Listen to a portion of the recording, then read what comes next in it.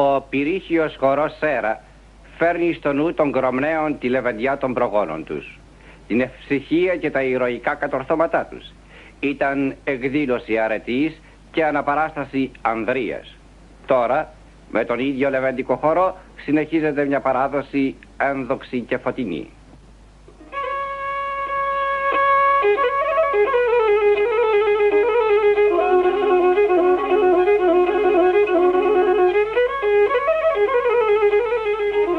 Παίζει λύρα ο Παναγιώτης Ασλανίδης, του οποίου οι γονείς γεννήθηκαν στην Κρόμνη.